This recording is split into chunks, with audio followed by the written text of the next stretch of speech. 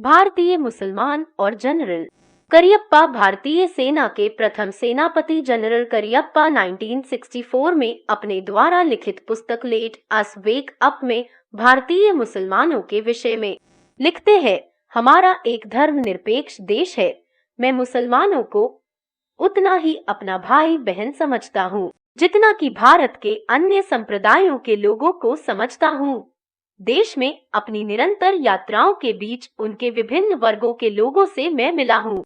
मेरे बहुत सारे अच्छे मुसलमान दोस्त हैं जिनके साथ मैं व्यक्तियों और मसलों के बारे में मुक्त बातचीत करता हूँ।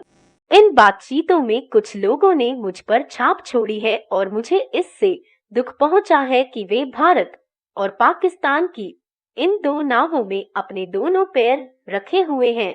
लगता है उनकी प्राथमिकता वफादारी पाकिस्तान के प्रति है। यह अपराध और अक्षम्य है। भारत में अमुस्लिम बुद्धिवादियों की एक बड़ी प्रतिशत की भी यही धारणा है। बहुमत वर्ग का एक बड़ा भाग भारतीय मुसलमानों के प्रति जो बहुत अनुकूल भावना नहीं रखता, उसका यही मूलभूत कारण है और यह बात समझ में आती है। इस संदर्भ में मैं अपने सभी मुसलमान भाइयों और बहनों से यह जोरदार अपील करता हूँ कि वे मेहरबानी करके खुलकर सामने आ जाएं और कम से कम अपनी निजी आत्मा को साक्षी मानते हुए यह घोषणा करें कि वे भारत या पाकिस्तान इनमें किसके प्रति वफादार हैं। यदि यह वफादारी पाकिस्तान के प्रति है तो उन्हें इसी क्षण पाकिस्तान की ओर कूच कर देना चाहिए। ऐसे लोगों का हमारी पवित्र धरती पे 1 इंच पर भी कोई अधिकार नहीं हो सकता और यदि दूसरी ओर वे भारत को चाहते हैं, और मैं जानता हूँ कि कितने ही मुसलमान सच्चाई और वफादारी से वैसा महसूस करते हैं, तो उन्हें अपने संप्रदाय में विद्यमान देशदारी से वैसा महसूस करते हैं, तो उन्हें अपने संप्रदाय में विद्यमान देशद्रोही तत्वों को पूरी तेजी से उखाड़ना चाहिए और उन्हें भारत छोड़ने पर मजबूर कर देना चाहिए।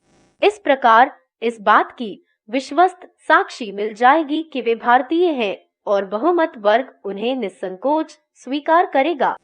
भारत के प्रति वफादार मुसलमानों को यह समझना चाहिए कि उन्हें वे भाई जो भारत के प्रति वफादार नहीं हैं, बहुमत वर्ग द्वारा पहुंचाई जाने वाली तथाकथित हानि से कहीं ज्यादा हानि हर दृष्टि से उन्हें पहुंचा रहे हैं।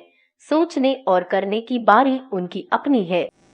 भारत का विभाजन पाकिस्तान चाहने वाली मुस्लिम लीग के प्रमुख नेताओं की मांग पर किया गया था। पाकिस्तान अब बन चुका है। एक सैनिक के रूप में मैं बिल्कुल समझ नहीं पाता कि भारत में मुस्लिम लीग अब क्यों होनी चाहिए, पर यह दल अब भी यहाँ सक्रिय है। मुझे यह बात बिल्कुल गलत मालूम पड़ती है। मुसलमानों के सांस्कृतिक एवं सामाजिक हितों की रक्षा करने वाली संस्थाओं और संगठन रहने दिए जा सकते हैं और वस्तुत वे रहने भी चाहिए, पर निश्चय ही उनका कोई राजनीतिक प्रयोजन नहीं हो सकता। यह सब बहुत बहुत महत्वपूर्ण है।